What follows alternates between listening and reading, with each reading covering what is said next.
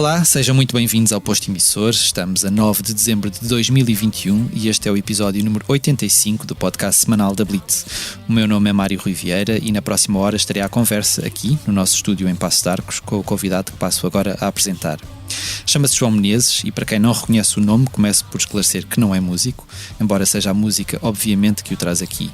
Falámos pela primeira vez em junho passado porque é um dos responsáveis pela vinda para Lisboa do Festival Sonar, um dos mais conceituados eventos de música eletrónica, mas não só, nascidos em Espanha.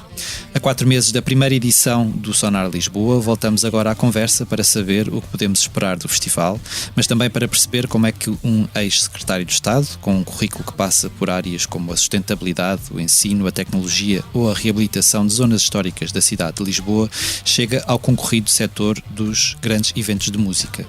Olá João, bem-vindo ao Posto Emissor. Olá Mário, bom dia. Obrigado por teres aceitado este nosso convite. Obrigado, eu.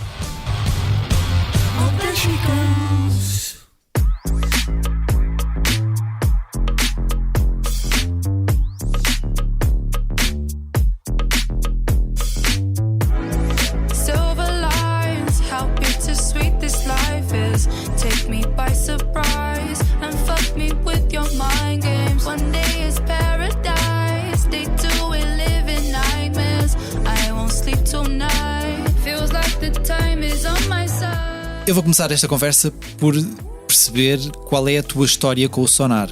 Quando é que ela começou? A tua história pessoal, não a história de como é que o Sonar chega a Lisboa, mas quando é que tu entraste em contacto com o Sonar? Olá, bom dia mais uma vez. Eu entrei em contacto com o Sonar há cerca de 2 anos. E na altura, pelo meio mais convencional e com o resultado mais inesperado que podia ter, que foi enviei um e-mail e eles responderam. E responderam, sugeri uma marcação de uma reunião, e fizemos essa reunião, e essa primeira reunião correu bem, levou a uma segunda reunião, e a partir daí temos o rastilho da história todo. A narrativa começa desse modo convencional, há um e-mail que tem resposta e depois há uma reunião à qual se segue outra. E porquê o Sonar? O que é que tu... Eu suponho que já tivesse ido ao Sonar, a Barcelona, antes, ou pelo menos que soubesses da sua história, não é? Da importância da sua história. Porque o Sonar e porque não outro festival? O Sonar tem 2 aspectos muito interessantes. O primeiro, ser um dos eventos da cultura experimental europeia, ou a nível europeu, mais interessantes, diria até a nível mundial. Inclusive já cruzou o mundo, variedíssimas cidades em todos os continentes.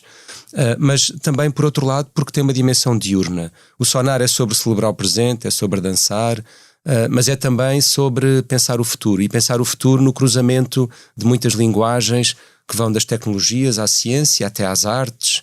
Enfim, e confluem para o Sonar muitos perfis diferentes de pessoas, uns mais da música, outros mais das artes, outros mais da tecnologia, outros mais da ciência, outros até também do empreendedorismo, se quiseres, desse universo das startups ou de uma intervenção mais económica na sociedade.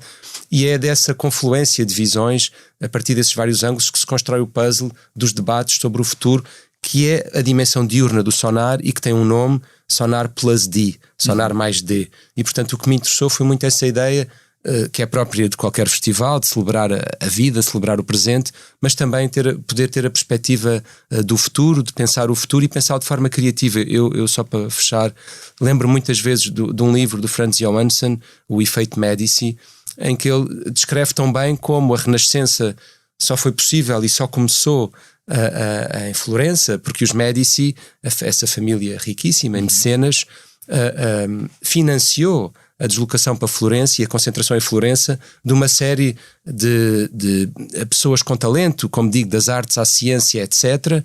E foi da confluência desses vários saberes e dessas várias pessoas que se criou ali um efeito de reator, de aceleração de partículas, e que deu essa primavera, ou que deu origem à Renascença. E portanto eu acredito muito que o século XXI nos pede esses cruzamentos de linguagens, e que desse cruzamento de linguagens e de ângulos muito alternativos, dessa pluralidade, dessa diversidade, podem de facto surgir perspectivas diferentes de futuro, ou podem surgir fendas que iluminam o futuro de outra forma.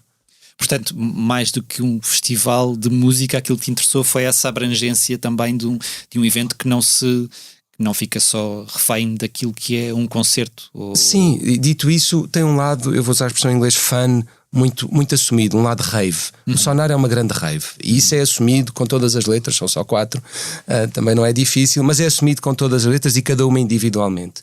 E tem essa vibração, e é para ter essa vibração, e não temos nenhum complexo com isso, nem nenhum complexo de culpa, muito menos.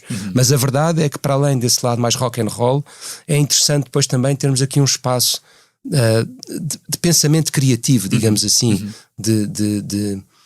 que seja algo original face àquilo que são os fóruns de debate habituais. Tu chegaste a estar em algum Sonar em Barcelona? Não. Ou nunca foste a um Sonar?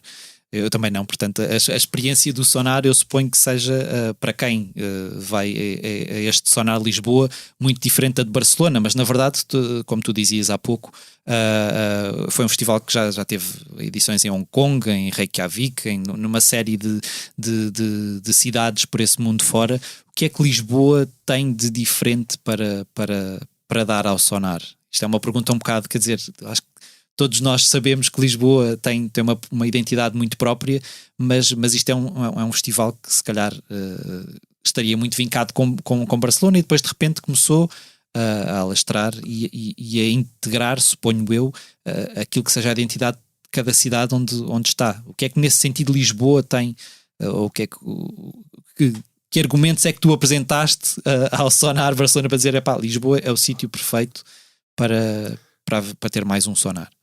Sim, Lisboa tem um timbre muito único. Vejamos, Lisboa é muito próxima de Barcelona, e nesse sentido poderia ser um perigo para o Sonar ter um outro festival de grande escala, porque este é de facto de escala.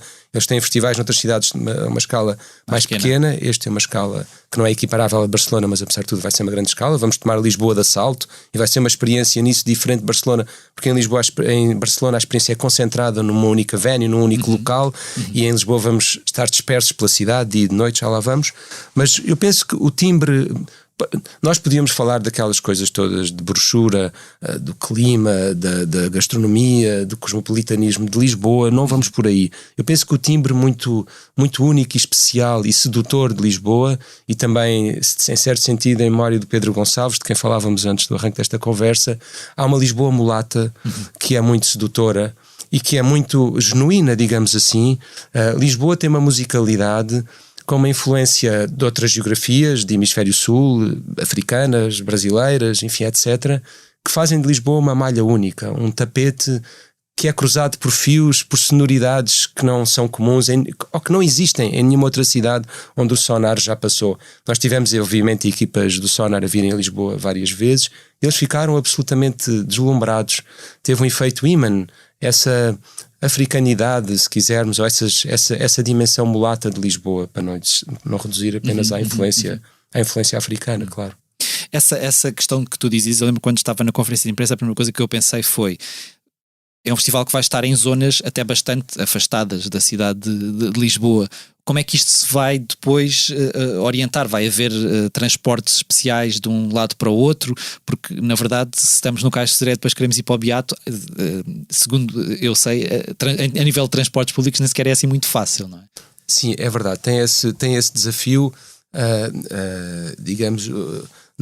não foi uma decisão fácil a decisão de dispersar o festival pela cidade, mas o festival também, para além do público português e de Lisboa, português em geral, também tem uma vocação para atrair públicos internacionais da Europa e não só, e achámos que Lisboa merecia esse cuidado.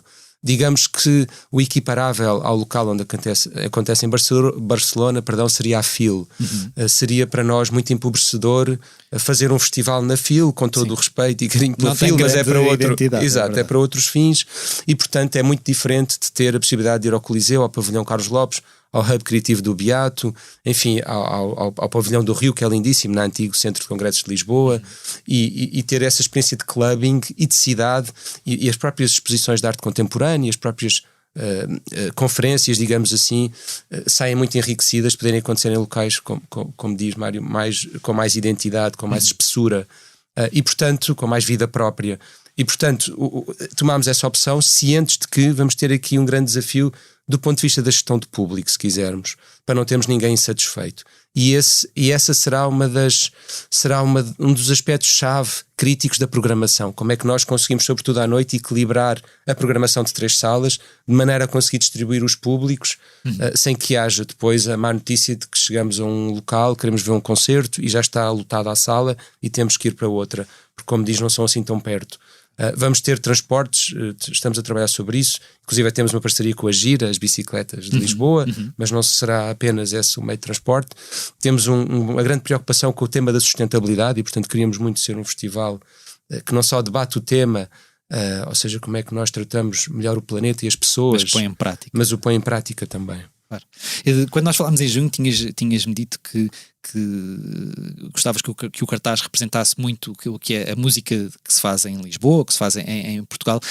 Tu és uma pessoa muito atenta à música que se faz em Portugal e particularmente à música, quer dizer, eu não queria encaixar o Sonar num festival de música eletrónica porque na verdade ele é mais do que isso, não é? Acho que há muita coisa que gira em torno da música eletrónica, mas não só, pronto. És uma pessoa muito atenta à música que se faz em Portugal nesse campo? Eu tenho que ter a modéstia de reconhecer, até porque isso corresponde à realidade, que não sou do meio e portanto a minha vida das 9 às 5, digamos assim, não é no meio da música e portanto há muita informação ou que não me chega ou que eu já não tenho capacidade de processar porque já é ao fim do dia, mas eu sou muito curioso e muito atento dentro desta limitação de tempo, e já não para dizer de vocação ou de competência, mas sobretudo de tempo.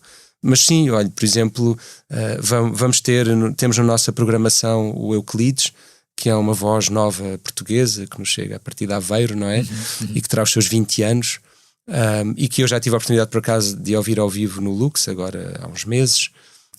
E sim, como vamos, quer dizer, eu sou atento, QB, mesmo o fenómeno da música eletrónica, procuro seguir também, curiosamente no Lux, estive há pouco tempo no Trick, no concerto do Trick, o Back to Back, em que ele esteve envolvido, e portanto com o Dixon, e portanto, quer dizer, dentro de forma amadora, digamos, mas sim, procuro estando atento. Também a verdade é que eu não sou o curador da nossa programação musical, é o Gustavo Pereira, e portanto isso está bem entregue ao Gustavo, eu não tenho que me preocupar com a curadoria.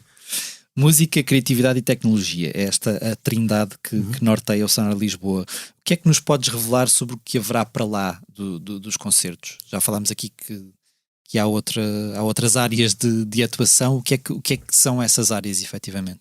Sim, por um lado, portanto, no fundo nós temos 3 áreas de programação. A música, que acontece de dia e de noite, mas mais à noite, sendo que é um contínuo, não é do dia para a noite. E depois temos a área da arte contemporânea, se quisermos new media, digital, vamos chamar contemporânea, mas com uma grande presença de new media, obviamente, dos meios digitais, das linguagens digitais, que é muito essa a vocação do Sonar, uma vocação mais futurista, digamos. E depois temos a dimensão das conferências, nós chamamos de talks, em que vamos ter uma série de painéis a funcionar, a abordar temas bastante interessantes, em que nesses painéis vamos ter uma série de perfis de artistas nacionais e internacionais, a cientistas, enfim, a pessoas com diversos perfis do universo da tecnologia também, enfim, etc. O que é que eu posso dizer? Nós vamos revelar só o cartaz do Sonar mais D, que é a tal parte diurna da arte e das conversas, das talks, em janeiro. Dito isto, temos o Alessandro Cortini dos Nine Inch Nails a trabalhar numa peça financiada, é uma comissão nossa e portanto é uma encomenda nossa, digamos, para o Sonar, para abril. Temos outros artistas portugueses, neste caso também, a começar a trabalhar em peças. Estamos em diálogo com os Semiconductors, Francisco Vidigal, e na parte das conferências temos já nomes muito interessantes. Temos curiosamente um artista, curiosamente o Alessandro Cortini, que está na música, vem apresentar uma peça, porque também tem esse lado, e temos alguém da arte contemporânea, o Trevor Pangolin, que vem dar um contributo na dimensão conferências e não na sua dimensão habitual como artista. E portanto temos o Trevor Pangolin, temos por exemplo já a nível de nomes portugueses, a Elvira Fortunato, uma cientista bem conhecida portuguesa, e portanto vamos ter assim uma mistura, como é próprio do Sonar, de gerações, de perfis, etc. Thundercat, IMDb, Pongo, Nidia, Lanelian ou Euclides, como tu falavas há bocado, alguns dos nomes já anunciados. Qual é que seria o teu artista de sonho para o Sonar Lisboa? Eu não, respondendo assim a quente, há 3 artistas que me ocorrem. Por um lado, gostava muito de ver ou de rever Outkast, assim numa linha mais soul e pop, enfim, funk, e estariam muito bem os Outkast, ou mesmo a Grace Jones estaria muito bem. Depois há uma dupla que não vamos poder ter porque já não existe desde logo. Por isso, Dark Side, eu gostava, o Nicholas Jar e o David Arrington, que têm basicamente um álbum, o Physic, que foi um álbum que eu ouvi também ao vivo. Eu tive a oportunidade ainda de os ouvir ao vivo na Suécia, e gostava muito de ouvir Dark Side de novo. E há este sim, poderíamos vir a ter. Há um produtor da Alemanha, DJ também, o FDemin, que é um techno aqui já um bocadinho mais com mais BPMs, que eu gosto particularmente do FDemin. Aliás, eu ontem estava a ver o resumo do meu Spotify do ano passado, e o tema que mais ouvi foi um tema da FDemin, seguido por um tema de uma outra banda que eu gostaria muito de ter e que chegámos a procurar sondar, mas é uma banda algo misteriosa, os Salt, e que tem este tema Masterpiece, que é lindíssimo. Foi a segunda música que eu ouvi mais o ano passado, e portanto, entre Salt, FDemin, Outkast e os Dark Side, diria que seriam... Eu Salt imagino-te a ouvir das 9 às 5, mas se calhar techno assim mais com BPMs não te imagino a ouvir enquanto estás a trabalhar. Não, também ouço. Eu gosto muito de techno e não tenho... para todas as ocasiões. Ok. Um bocadinho mais low beat, obviamente, durante das 9 às 5. Pois. É impossível não te perguntar isto, tendo em conta aquilo que se está a passar novamente. Estamos outra vez sem perceber muito bem o que é que vai acontecer nos próximos tempos em termos de pandemia, o que é que vai acontecer efetivamente. É impossível não te perguntar, estamos a 4 meses do Sonar Lisboa, se por alguma razão não puder acontecer, quais é que são os planos B? Nós já tivemos que adiar uma vez. A data inicial era outubro deste ano, passou para abril do ano que vem. Primeiro, quer dizer, isto são tecnicalidades, mas nós, do ponto de vista dos nossos compromissos face aos artistas, nós anunciámos já 19 artistas, vamos anunciar mais. Nós só podemos adiar se efetivamente houver uma decisão de caráter público, não é? Se o governo decretar que não podem haver festivais e este tipo de eventos nessa altura, em abril, e portanto não é uma decisão que nós possamos tomar de livre vontade a partir de critérios nossos. Nós neste momento estamos obrigados a cumprir, e os acordos também com os espaços onde vão decorrer os concertos, não é? Estamos obrigados a cumprir esses acordos, esses compromissos, a não ser motivo de força maior, mas decretado pelo governo e não por nós, não é? Não decidido por nós.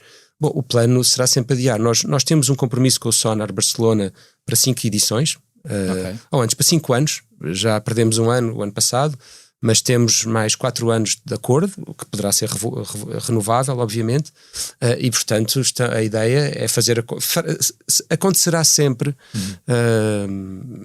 Enfim, assim não é assim. A primeira edição do Sonar vai chegar, seja quando for. Assim, a seguir ao Covid-19 não siga ao Covid-20 ou 21, mas esperemos que não é? Esperemos que não. Eu no início dizia que tu não és músico, mas tens formação musical? Curiosamente fiz um ano do Hot Club há muitos anos, mas percebi que não tinha o talento suficiente e necessário para seguir essa via, mas gosto muito de música, inclusive é de jazz neste caso. E, portanto não olhas para ti como um músico frustrado, é uma coisa que percebeste que não dava para ir por ali? Não de todo.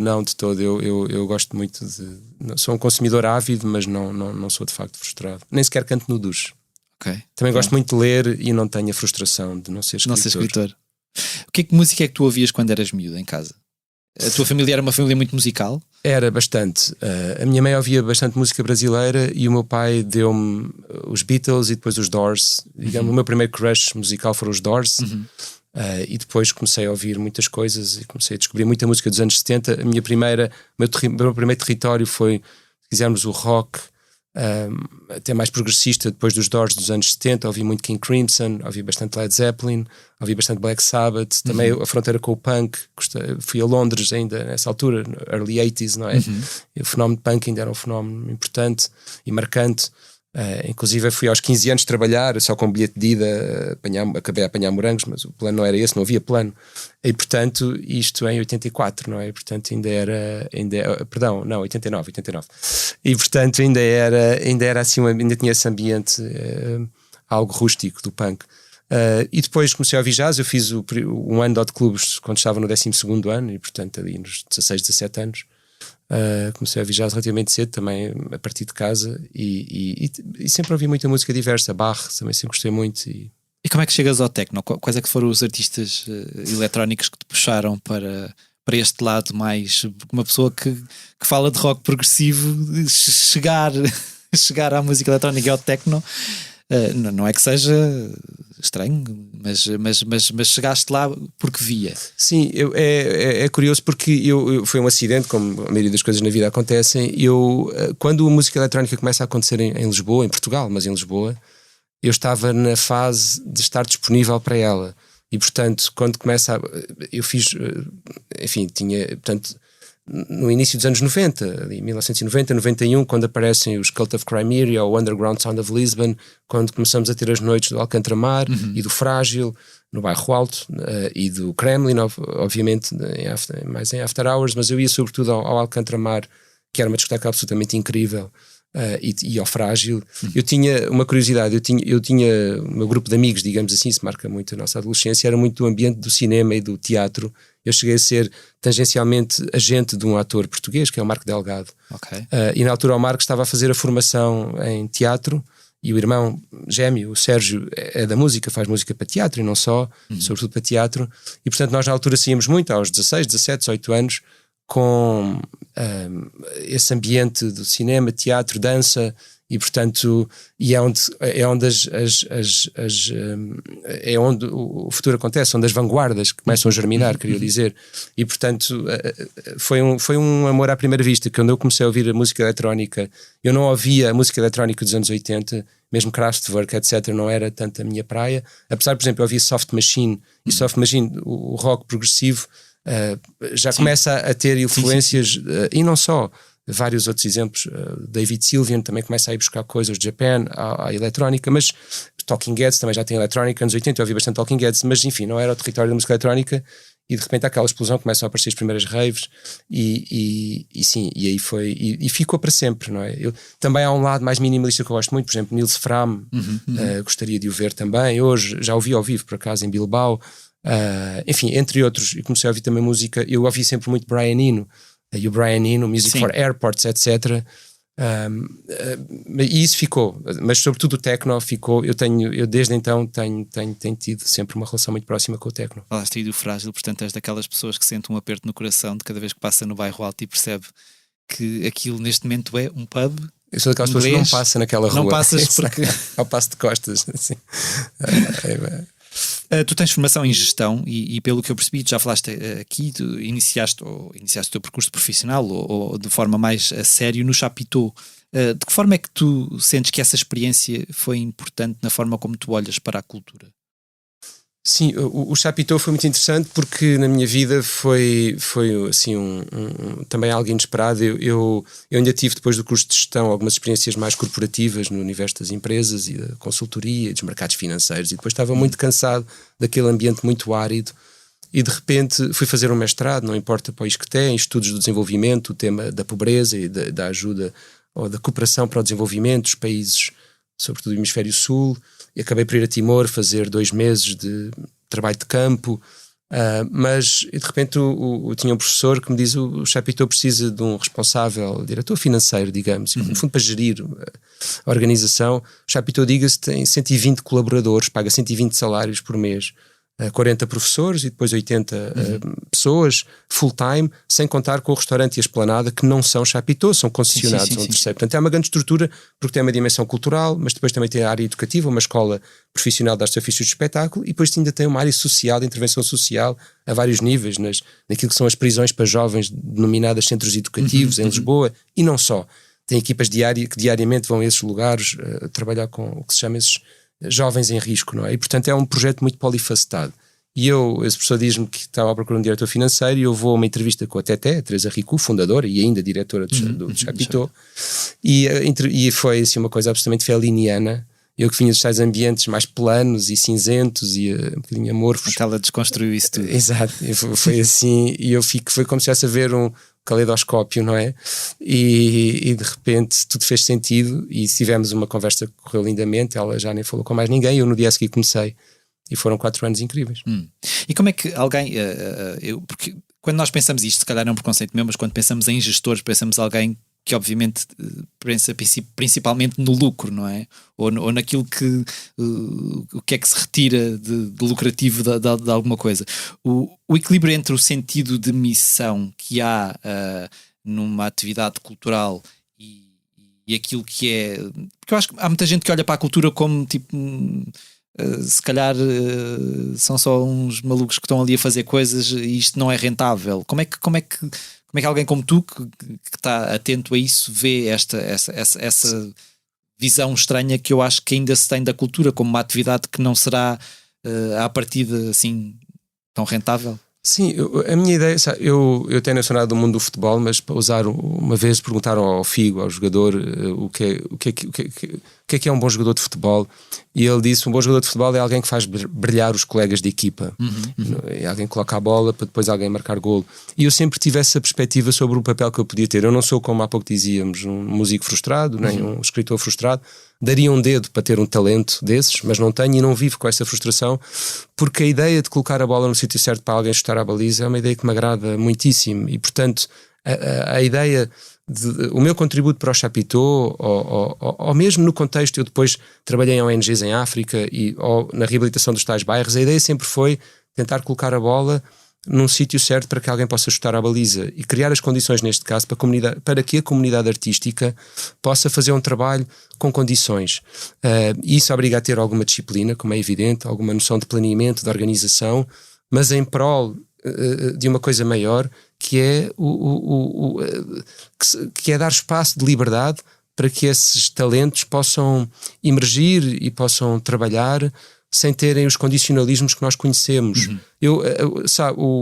Aquilo que mais me seduz, se quiser, é a ideia de poder construir futuro, e essa ideia de construção de futuro precisa muitíssimo dessas linguagens, aquilo que pode dar conteúdo ao futuro. Nós sabemos que essas linguagens... pessoas, não é? Claro, exato. E nós, ao darmos às pessoas que trabalham estas linguagens o espaço para poderem ter um papel, o século XX foi um século em que se esgotaram muitas ideologias políticas, em que nós vimos estiolarem-se, assistimos à erosão de muitos ismos, muitas ideologias políticas.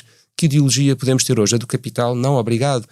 As ideologias hoje que podem ser de facto mais universais e contagiantes e que podem ajudar a construir o século XXI e por aí fora, são essas que nos chegam a partir dessas pessoas que nos falam a partir dos lugares da cultura, mas essa mensagem parece ecologistas.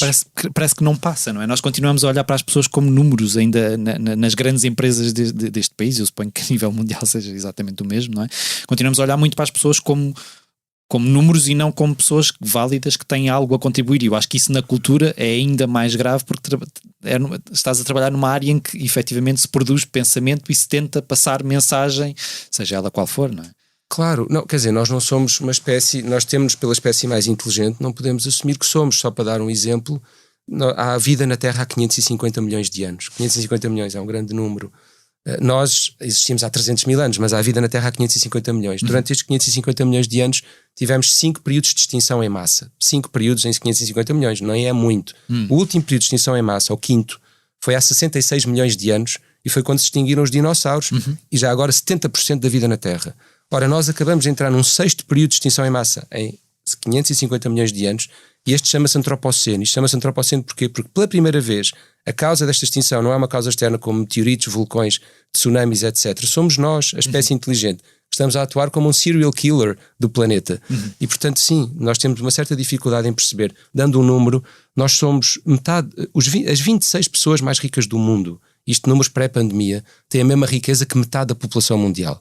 Metade da população mundial são 4 mil milhões de pessoas, têm a mesma riqueza que 26 pessoas. Não é possível, de facto, nós termos um planeta equilibrado e sociedades coesas e plurais e diversas, com tais assimetrias de distribuição de riqueza e com tão más decisões e que agridem e que fazem de nós um serial killer, como eu dizia, do planeta. E portanto sim, precisamos muito de pessoas rebeldes, e de incendiários, digamos assim, que a partir de ângulos como a ecologia ou a cultura nos desarrumem, nos desestabilizem e nos mostrem que é possível montar este puzzle de outra forma. Eu acho que ficou bastante claro nestes últimos 2 anos, por causa desta situação toda pandémica, que a cultura continua a ser vista, o setor cultural continua a ser visto um pouco de uma forma... É muito menosprezado, e não estou só a falar daquilo que o Orçamento de Estado dedica à cultura, estou a falar de uma questão de mentalidade também, porque mesmo aos olhos das pessoas, se calhar os artistas estão cá para nos entreter e não para nos ensinar alguma coisa. Eu acho que esta é uma visão... Ou para dar sentido, ou sentidos no plural, como é óbvio. Mas que é uma visão que eu acho que não é muito generalizada. As pessoas se calhar acham que a cultura é a primeira a ir porque se calhar é mais acessória, não é? O que é que como é que se muda esta mentalidade? Isto está um bocado relacionado com aquilo que eu dizia também, que é as atividades culturais são atividades rentáveis, não é? Sim, mas essa cultura, vejamos, eu quando estava no Chapitão tive a oportunidade de ir ao Cirque du Soleil, à sede, em Montreal, que é uma fábrica de fantasia incrível, e estava na altura Bob Wilson, que é um encenador também de ópera e não só, a encenar E que estão espalhados no Cirque du Soleil, estão espalhados por todo o mundo, não é? Não, e é absolutamente incrível porque eles têm tinham antes da pandemia, mas imensos shows ao mesmo tempo, quer dizer, de Macau a Las Vegas. Aliás, nós tínhamos um português que estava não era um Congo, era na China mesmo. Sim. E que teve de vir para cá por causa da pandemia, precisamente, estava num espetáculo do Cirque du Soleil. E temos um grande artista português, de mastro chinês, o João Paulo, que fez a escola do Chapitão, depois foi para Chalon em Paris e foi convidado pelo Cirque du Soleil e não aceitou o convite. Foi trabalhar com o Rui Horta, curiosamente, mas quer dizer, temos vários exemplos de artistas de novo circo talentosos. Mas isto para dizer, nós vamos a essa fábrica de fantasia e percebemos, e vamos a um bom show do Cirque du Soleil, e percebemos que a cultura também é para nos entreter. Há espaço para várias ofertas, para tudo, exatamente. Também como na música. O que é que falta? Eu acho que falta nós termos a coragem política de dizer, nós precisamos de novas narrativas utópicas, se quisermos. Precisamos, se calhar, também de novas pessoas, não? Sim, que pensem de maneira diferente. E os ismos que nos defraudaram as expectativas, os vários ismos ao longo do século XX, precisam de ser substituídos por outras narrativas utópicas. Um dos livros que agora na Feira do Livro teve vendas acima do que se esperava foi o Ser e o Nada, do Jean-Paul Sartre, que foi novamente editado em português. E é estranho, parece estranho, como é que o Ser e o Nada, de repente, na última Feira do Livro, agora de setembro, é um livro que vende muito mais do que o editor esperava. Nós não podemos o ser não pode ficar entregue ao nada. Eu acho que este fenómeno de vendas também reflete esse mal-estar, ou essa demanda, essa procura. Precisamos muito de que o século XXI seja capaz de nos reconstruir o lego da utopia a partir de outras peças. E não é uma questão educacional também, esta questão de preparar as pessoas melhor para receber cultura, para consumir cultura, porque na verdade nós, se falarmos das escolas, no outro dia eu falava disto com a minha colega, se calhar há livros que nós lemos no 10º ou no 11º ano, se calhar ainda não estamos preparados emocionalmente até para ler aquilo, e se calhar deveríamos ter outro tipo de via para chegar até às crianças, aos jovens, e mostrar-lhes que a cultura não é só uma coisa, não é só uma coisa que está ali e que depois nós, quando crescemos, damos como garantida, os artistas estão aqui independentemente do que... Mas na verdade há muitos artistas que nestes últimos 2 anos se calhar se perderam pelo caminho, ou se vão perder pelo caminho e vão fazer outro trabalho qualquer porque não têm proteção. Sim, a cultura... No que toca à educação e aos jovens, eu tenho 2 filhos, eu acho que tem que ser mais vivida, mais sentida, tem que ser uma experiência. Por exemplo, a música nisso é muito boa, e a dança.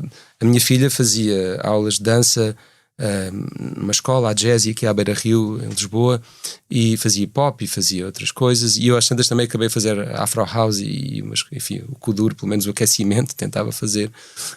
E o que eu procuro fazer é levá-los a imensas experiências, e há coisas que eu acho que vão funcionar e funcionam menos bem. Por exemplo, veio a minha filha ao concerto Mobb Deep, que é assim um hip hop mais old school que eu amo, mas de repente o ambiente estava pesadíssimo e ela assustadíssima com o ambiente, e aí foi um furo acima. Mas depois às vezes acho que o Wanda Gulbenkian ou uma ópera é um furo acima e ela não, e sente-se bem, e portanto o importante é que seja uma coisa muito vivida e depois desconstruída em conjunto, e sem a ideia de que a cultura tem que ser uma coisa intelectualizada ou que tem que ser uma coisa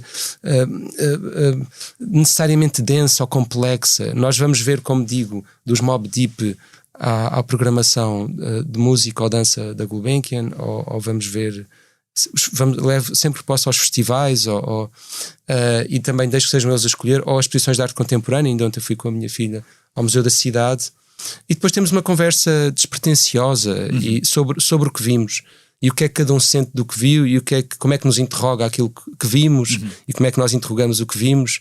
Por exemplo, a arte contemporânea nisso deixa muito espaço para interrogações, porque não é uma narrativa muito fechada, mas não pode ser chato, não pode ser demasiado pesado ou demasiado denso, intelectualizado. Tem que ser uma experiência que vai até aos Mobb Deep, ou que vai até enfim, eu, por exemplo, eu gosto muito do Sam the Kid, e levei também os meus filhos uma vez ao concerto de Sam the Kid, ainda ao Iminente. O Festival Iminente era em Oeiras, e era um concerto, era um DJ set, não era um concerto, mas pronto, mas numa pista de carrinhos de choque, e de repente estávamos ali com um capacete de uma nuvem de erva e outras coisas que se fumam e afins, e portanto às vezes correm-se alguns riscos, mas é importante. Mas levam a outras conversas. É isso, também. Mas é importante que também se tirem outras derivadas e se fale sobre essas outras coisas. Mas isso é importante também, que se calhar que a escola se aproxime mais de uma visão diferente, de mostrar tipo o que é a cultura,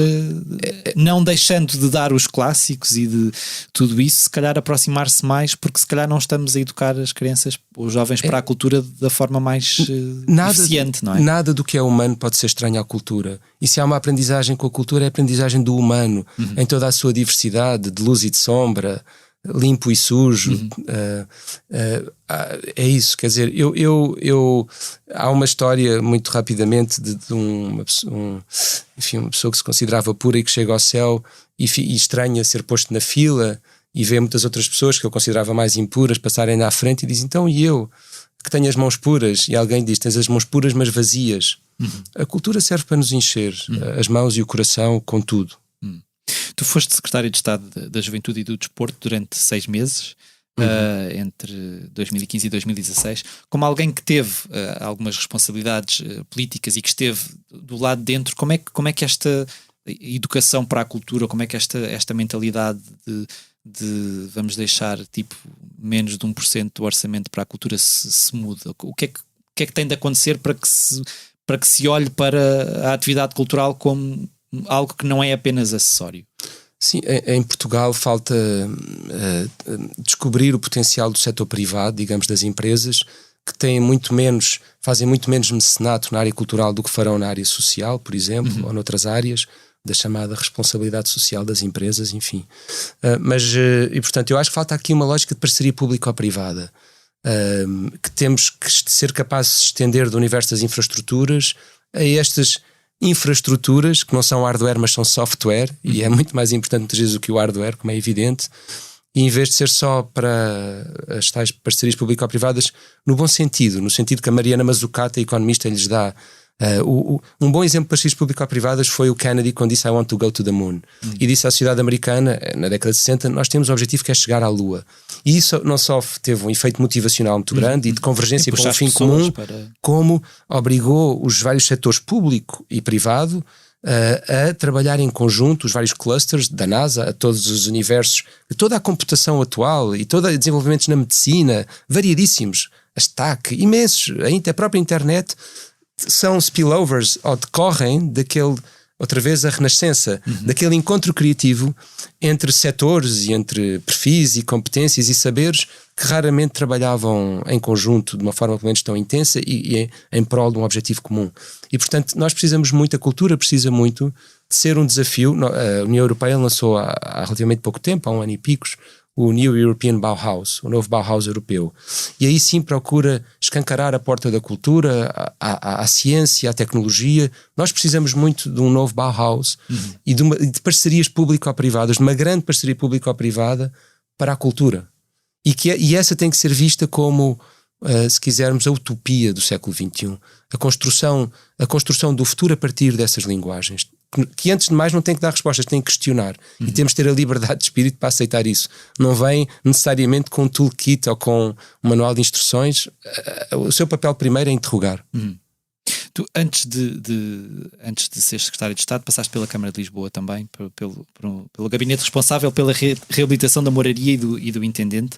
O Sonar vai estar, como falávamos há bocado, em várias zonas de Lisboa, incluindo no Beato, no Hub Criativo do Beato, que neste momento é se calhar uma das áreas em mais expansão em Lisboa. O que eu acho engraçado é que aquilo que eu sinto é que tu começas a descentralizar muito, cada bairro começa a ter uma vida muito mais própria, mesmo a nível cultural, do que aquilo que existia. Tu sentes que essa descentralização é uma realidade em Lisboa, que começa a haver essa vontade de criar vida mais a um nível mais micro e não a um nível mais macro? Quer dizer, vamos continuar a ter o Coliseu, vamos continuar a ter as salas nobres de concertos, mas começa a haver mais... Sim. Há hubs espalhados por várias zonas de Lisboa. Sim, é verdade, Mário. Isso tinha um nome, digamos, e também para ser, em termos de verdade histórica política, essa visão de cidade deve bastante à Helena Roseta e ao Sá Fernandes, vereadores do Executivo da Câmara Municipal, presidido pelo António Costa, como sabemos, e que tinha uma visão da acupuntura. Não era uma visão de colocar as agulhas, como na acupuntura, no local certo, para fazer funcionar o sistema, pequenas intervenções. Às vezes diz-se nudge, não é? Portanto, são pequenas intervenções que não significam orçamentos massivos, mas que têm um grande potencial de crescimento e não de cima para baixo, mas de baixo para cima. Lá está, mais uma vez, não sabemos bem a que é que vai dar origem, tentamos controlar, foi um pouco o que aconteceu na moraria, entendendo? Tentamos controlar para que não haja deslizes, por exemplo, demasiado mercantilistas, ou para que, enfim, etc., apropriações por grupos de interesse, mas não controlamos o processo até ao fim e, portanto, tentamos colocar... E essa visão de cidade dispersa, capilar, desta malha...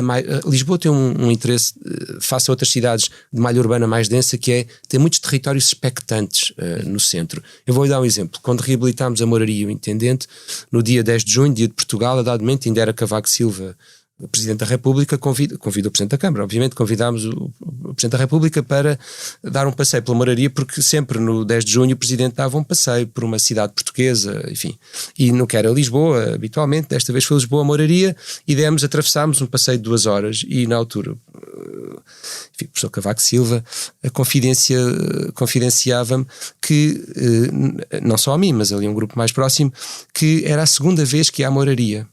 E só tinha ido uma vez enquanto estudante. Eu nem sei fazer o quê, mas isso há 50 anos atrás. Portanto, como é que ele viveu 50 anos em Lisboa e teve cargos políticos?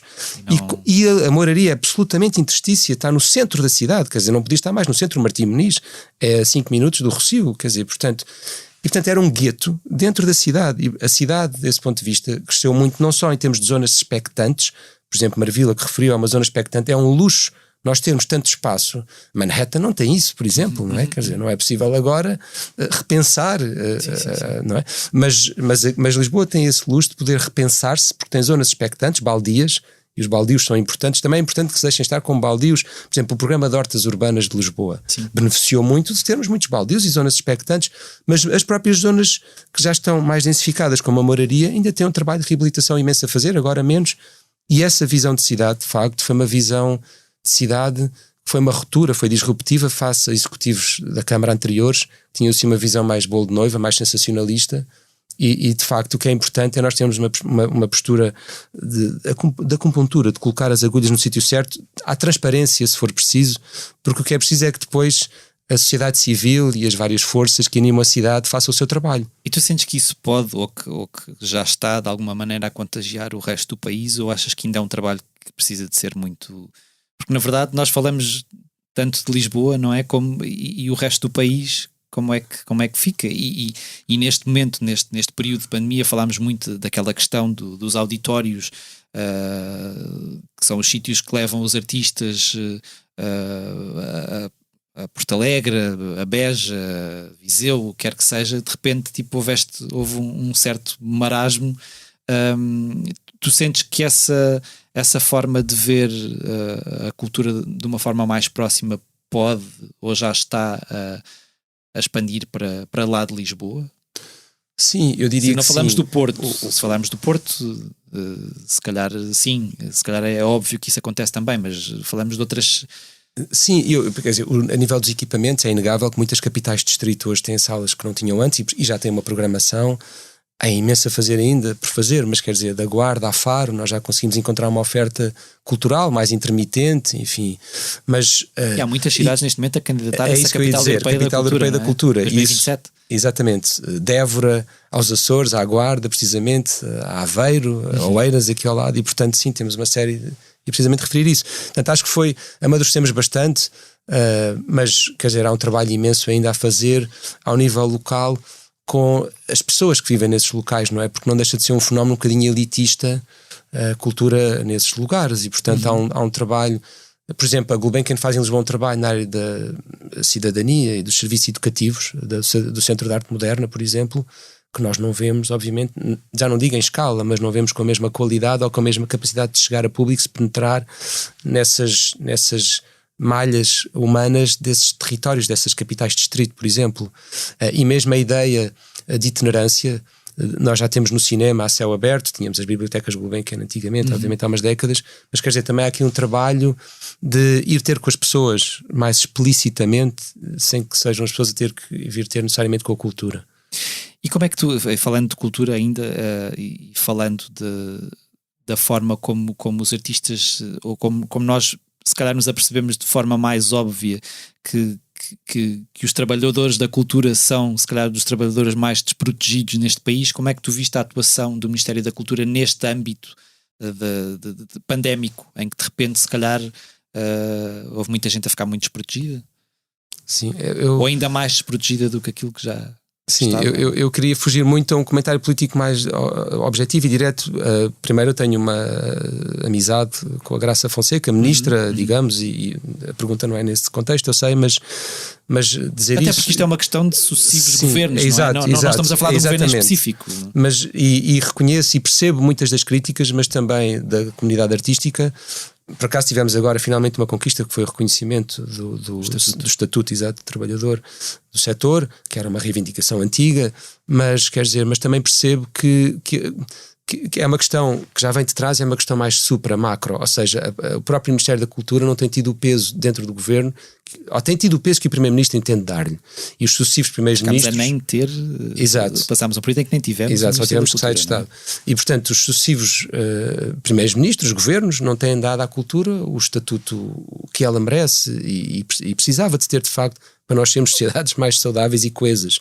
E agora, temos que ser capazes também de ser menos paternalistas no que toca à relação que temos, à expectativa que temos da relação que o governo possa estabelecer connosco. Nós também temos que ser criativos no modo como geramos soluções e mais exigentes também com o governo e nas formas de reivindicação, sem dúvida nenhuma. Eu acho que há aqui um trabalho de também sermos capazes de cortar esse cordão. O governo tem o seu papel, tem que fazer o seu papel, isso é exigível, é um direito, sem dúvida. Dito isto, temos que ser capazes de levar soluções ao governo e dizer, olha, porque é que nós não fazemos assim?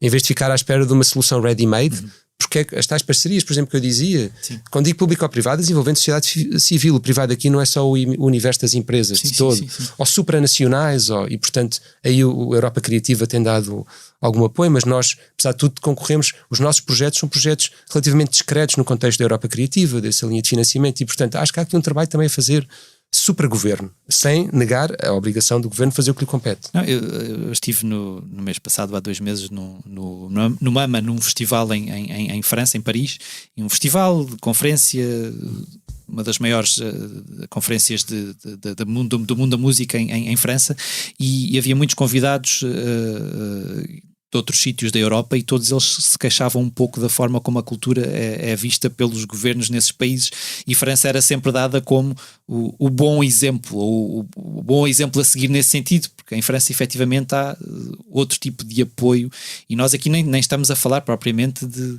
Mas, Mário, eu aqui vou dar 2 exemplos rápidos. Por exemplo, e são totalmente distintos, contrastantes.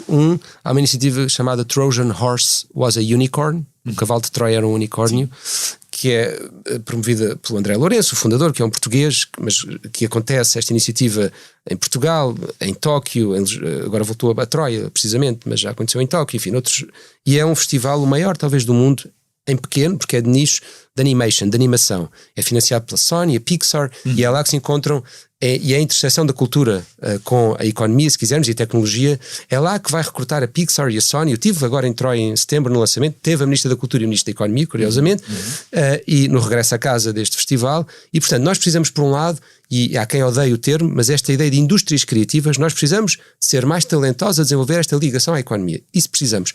Por outro lado, também devo reconhecer, e contrastando com isto que estava a dizer, eu já tive a oportunidade de ser, em várias edições, jurado do ICA, do Instituto de Cinema e Audiovisual. E odeio que queiram reduzir a ideia de apoio ao cinema a algo que tenha viabilidade comercial. Algo que tem viabilidade comercial não precisa de apoio. Nós precisamos de cinema de autor e de cultura de autor. E, portanto, temos que ser capazes de pensar a cultura nesta abrangência que é, por um lado, na relação com a economia e as indústrias criativas, do design, enfim, a música, tudo, a animação, como eu dizia, e que é a base de tanto audiovisual futuro, não é? E temos artistas talentosíssimos, muitíssimo talentosos, e temos aqui novas profissões possíveis e que não estamos a explorar, enfim, até a animação 3D, a virtual reality, a realidade aumentada, enfim, por aí. Mas por outro lado também precisamos ter uma cultura Herberto Helder, de autor, sem querer agora ir aqui num clichê, não é? Sim.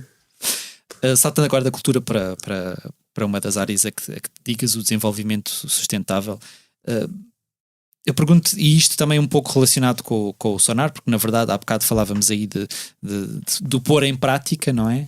E a imagem do Sonar está toda um pouco construída à volta dessa ideia. Vemos nos cartazes, vemos tipo natureza, não é? Vemos, apesar de ser um festival urbano, como é que tu vês a forma como, e agora se calhar particularmente no contexto português, a forma como se olha para algo que está neste momento a colocar em perigo o nosso futuro? Como é que os decisores políticos olham bem? Estão suficientemente atentos ou precisam de mais copos, mas copos se calhar mais... não sei, se calhar mais eficientes e eficazes, sobretudo. Sim, eu curiosamente, eu estava só aqui a mostrar-vos a máscara que eu trago é da COP26, curiosamente. Sim, quer dizer, eu vejo, e também pela experiência da COP, já que referiste a COP, Mário, mas eu vejo os atores políticos muito reféns do curto prazo, muito a governar para o curto prazo. Eu há uns anos conheci um astronauta numa conferência americano que foi numa missão Apollo à Lua nos anos 70, ele tem agora 90 e picos, e ele dizia uma coisa muito interessante no regresso à Terra, aquela imagem de ver o planeta brilhante com o fundo escuro do universo, e que é sempre assim transformadora, não é? Uma epifania, e ele diz, a minha epifania foi a de que a Terra precisa de um plano estratégico a 250 anos. Eu não sei se nós precisamos de um plano a 250 anos, mas nós não podemos estar a governar para o próximo semestre resultados económicos, para o próximo ciclo político que é daqui a 1 ano ou daqui a 2, nós precisamos de governar para 2050, para 2100, precisamos de horizontes mais largos. Todo o sistema económico está montado numa lógica de incentivos de curto prazo. Os gestores têm incentivos se tiverem bons resultados de vendas este ano, os políticos têm incentivos que é ganhar as próximas eleições daqui a 6 meses, para o ano que vem. E nós temos de ser capazes de criar uma lógica de incentivo que seja, que permeie o longo prazo. O problema é que nós, humanos, a condição humana está muito pouco disponível para fazer sacrifícios no presente para benefícios futuros.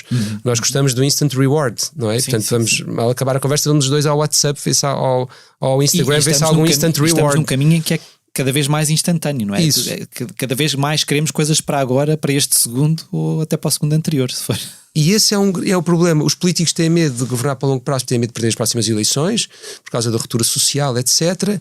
E assim não vamos lá. E, portanto, e cada um de nós individualmente também tem muito pouca disponibilidade para perder conforto, sem nenhuma narrativa maior do que o imediato. Nós hoje vivemos melhor do que vivia um rei há 200 anos. Temos de ter esta noção, melhor do que a realeza há 200 anos. Se nós olharmos para o que era a vida dos nossos avós ou bisavós, era muito diferente da nossa. Na alimentação, na mobilidade, nas viagens, na roupa, na cultura, em tudo, nas férias. Quer dizer, eu estou a falar, obviamente, há imensas bolsas de pobreza e de exclusão, mas em termos médios, eu vou-lhe só dizer um único número. O PIB per capita, desde há 200 anos, aumentou 14 vezes. Face a 1820, 2020, o PIB per capita aumentou 14 vezes. Ou seja, a riqueza global, mundial, produzida pelo mundo todos os anos, a dividida pela população global, apesar da população ter aumentado 7 vezes, passámos de 1.000 milhões de pessoas para 7.000 e tal milhões de pessoas, ainda assim, portanto, o denominador aumentou muito, o número das pessoas pelas quais dividimos a riqueza, como aumentou de forma exponencial a riqueza, o PIB per capita aumentou 14 vezes. E, portanto, nós hoje temos, em média, porque isto é uma média, claro, não negando essas bolsas de pobreza e exclusão, nós hoje temos condições de vida, nível de vida que nunca tiveram ímpares, longevidade, saúde, educação. E, portanto, temos que ser capazes de distribuir e dar acesso a este património, que é um património que, no fundo, é da humanidade. E ao isso acontece, ou então, é evidente que a narrativa, por exemplo, na COP, que os países desenvolvidos fazem para os países em desenvolvimento. Não, vocês agora não podem emitir gases com efeito de estufa. Então, mas vocês estão onde estão e têm os carros e os frigoríficos e tudo isso e o bem-estar que têm, porque emitiram carbono como se não houvesse amanhã durante 100 anos ou durante 150 anos. E agora vem-nos dizer que nós não podemos emitir carbono para a atmosfera. Portanto, eu há pouco dizia também, as 26 pessoas mais ricas têm a mesma riqueza que metade da população mundial. Ou nós corrigimos isto, ou não há narrativa nem ideologia que possa... Eu, na Guiné, por exemplo, o exemplo da Guiné, onde a ONG com a qual eu estive envolvido trabalha bastante, em Bafatá. As pessoas vão buscar árvores e a deflorestação decorre do suprimento das necessidades básicas mais imediatas, como seja cozinhar. Não pode dizer a uma mãe que precisa de lenha para cozinhar que não vá cortar uma árvore, com os impactos enormes que isso tem na biodiversidade. E, portanto, nós conseguimos, de facto, ter um planeta, sociedades mais coesas e diminuir drasticamente as desigualdades sociais, ou é impossível qualquer narrativa, seja ela de caráter político, os ismos, seja ela de caráter ecológico, cultural, enfim o que seja. Mas na verdade estamos num momento em que vemos que as coisas nem nesse sentido mudam muito, não é? Claro, a questão da vacinação, não é? É isso. E como é que nós caímos neste ridículo de não perceber que temos que estar todos vacinados para todos estar bem? E como é que nós não percebemos que precisamos de novos projetos? A ideia do Kennedy, acima de tudo, falta de inteligência. Do ir à Lua. Claro, nós que dizemos que somos a espécie inteligente e que depois somos um serial killer do nosso próprio futuro. Por exemplo, iniciativas como o rendimento básico universal. Nós já devíamos estar a discutir isto. E, portanto, o ir à Lua do século XXI tem que ser discutido, por exemplo, um rendimento básico universal ao nível do G20, do G7, da União Europeia, das Nações Unidas, dos vários locais onde temos para discutir futuro. Discutir e construir. E nesse sentido, de que forma, e voltando agora ao Sonar, para terminar a conversa, de que forma é que o Sonar vai ser um festival mais verde? Sim, o Sonar vai ser desde logo no conteúdo da sua programação, quer a arte contemporânea, quer as conversas, as talks, vão abordar temas de caráter, se quiser, relacionados com a sustentabilidade e, portanto, relacionados precisamente com as pessoas e com o planeta. Enfim, se quisermos, com a natureza e com a coesão social e a diversidade, enfim. A partir de ângulos que são criativos e que são próprios do Sonar. Nada no Sonar é uma narrativa demasiado explícita, mas isso é próprio desse matiz. E por outro lado, nós vamos ter nós vamos publicar no fim um relatório, se quiser, fazer o relato daquilo que foi a nossa atividade e a nossa pegada do ponto de vista carbónico, hídrico, etc. Essa transparência também é muito necessária, não é? Cada vez mais necessária. Exato. E, portanto, agora não vou amassar com isso, mas seja do ponto de vista da gestão de resíduos, por exemplo, há coisas que nós ainda não conseguimos fazer. Há uma discoteca, um clube em Amsterdão, que a dado momento instalou um sistema que permite gerar energia, os strobes e os lasers, o que for, a partir do movimento das pessoas a dançar. Okay. Da energia que nós geramos a dançar alimenta o sistema. Ainda não conseguimos ir tão longe, mas quem sabe vamos conseguir ter algumas experiências seminais que depois podem dar origem a soluções futuras mais interessantes. Mas à partida, coisas como, por exemplo, a questão dos plásticos ou a questão do tratamento de resíduos, vamos obviamente diminuir substancialmente a pegada ou a mobilidade das pessoas, vamos procurar também.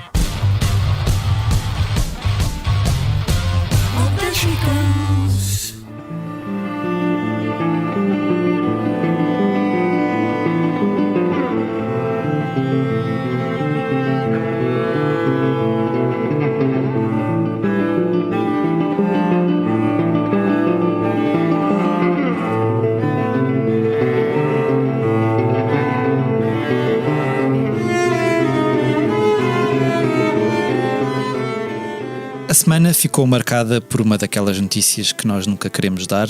Morreu Pedro Gonçalves, músico que melhor conhecemos como contrabaixista dos Dead Combo, mas que ao longo dos anos trabalhou com nomes como Sérgio Godinho, Mazgani ou Aldina Duarte e integrou também a banda Ladrões do Tempo, liderada por Zé Pedro. Tinha 51 anos, sofria de cancro A3, tendo morrido em casa em Lisboa no passado sábado. Os seus problemas de saúde tinham motivado recentemente o cancelamento dos últimos concertos da digressão de despedida dos Dead Combo. Tó Trips, seu parceiro musical há 20 anos, despediu-se com uma mensagem de agradecimento pela música, por aquelas noites, pelos dias, pela estrada, por essa aventura e pelos longos silêncios, recordando a noite em que se conheceram e a boleia que lhe pediu. Mas as reações à morte de Pedro Gonçalves vieram dos mais variados quadrantes. Jorge Palma, Lena D'Água, Márcia, Selma Wamous, a atriz Maria Rueff, o historiador e político Rui Tavares e Graça Fonseca, Ministra da Cultura, foram alguns dos que relembraram a excelência e a atitude generosa do músico, que começou por construir o seu percurso no jazz. A equipa da Blitz junta-se a estas e muitas outras vozes para endereçar profundos sentimentos aos amigos e familiares de Pedro Gonçalves. Tu estavas aí a dizer que passaste pelo Hot Club, o Pedro também começou precisamente pelo Hot Club. Tu conhecias o Pedro? Tinhas alguma ligação muito próxima com a música dos Dead Combo? Há bocado falaste do Lisboa Mulata, não é? Sim, com a música sim, o Pedro em particular não, temos muitos amigos em comum, mas eu e ele não, digamos assim. Nunca tivemos uma relação propriamente.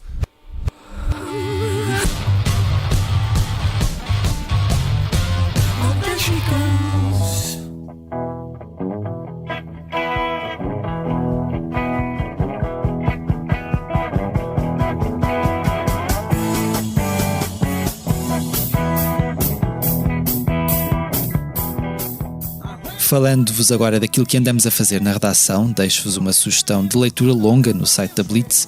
Numa entrevista exclusiva, António Garcês, o outro pai do rock português, falou-nos sobre um percurso musical que passou por bandas como Pentágono, Arte e Ofício ou Roxigénio nos anos 70 e 80. Aos 73 anos, e há muito arredado das lides musicais, Garcês está de volta com o projeto Vim de Ver Isto, editado no passado mês de outubro, o que motivou uma viagem no tempo numa conversa conduzida por Rui Miguel Abreu. Recordando a sua vida de rocker, Garcês fala-nos dos tempos em que cantava num casino, das atuações para Milionários e Sofia Loren na Quinta Patino, das festas loucas em hotéis, do Porsche que comprou a Júlio Isidro e dos concertos que deu nas primeiras edições do Festival de Vilar de Mouros. Tudo isto e muito mais para ler numa entrevista exclusiva em blitz.pt.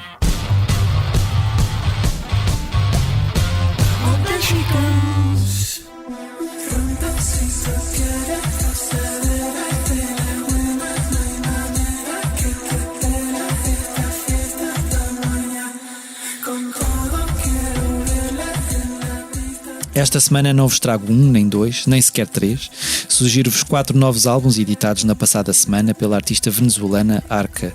Depois de, no ano passado, ter mostrado Kick One, a primeira parte desta pentalogia de discos, que incluía colaborações com Björk, Rosalia, Sophie e Shy Girl, leva-nos agora numa hercúlea viagem discográfica de quase 150 minutos, aprofundando pistas que tinha deixado no primeiro registro.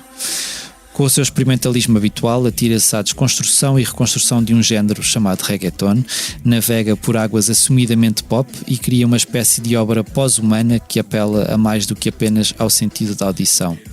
Ao longo dos 4 discos, todos com ambientes muito particulares, uns mais violentos, outros mais pacificadores, recebe convidados como Sia, o compositor japonês Ryuichi Sakamoto, Shirley Manson, vocalista dos Garbage, o violoncelista Oliver Coates ou Planning to Rock. Não é uma experiência fácil, mas é um dos pontos altos do percurso de uma das artistas mais relevantes e arrojadas da última década. João, tu és fã da Arca. Era um nome que gostarias de ter, por exemplo, no Sonar Lisboa? Seguramente sim, gosto e gostaríamos imenso que ela pudesse vir, mas não está ainda em plano. Esperemos que sim, que venha.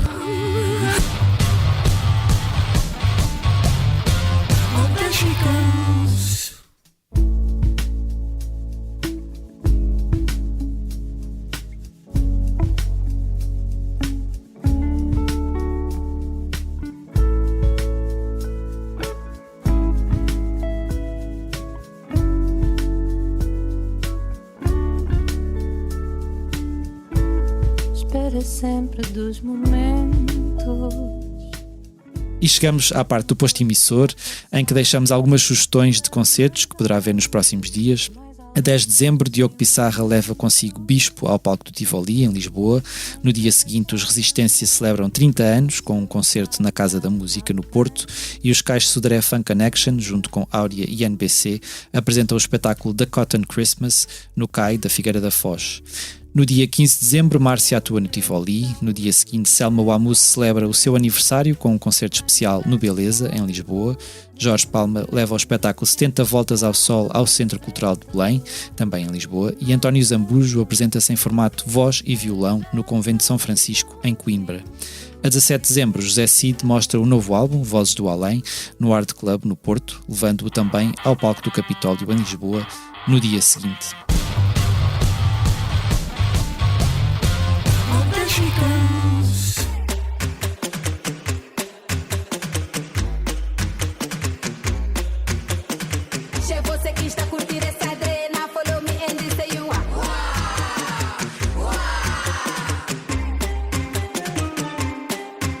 E chegamos assim ao final de mais um Posto Emissor.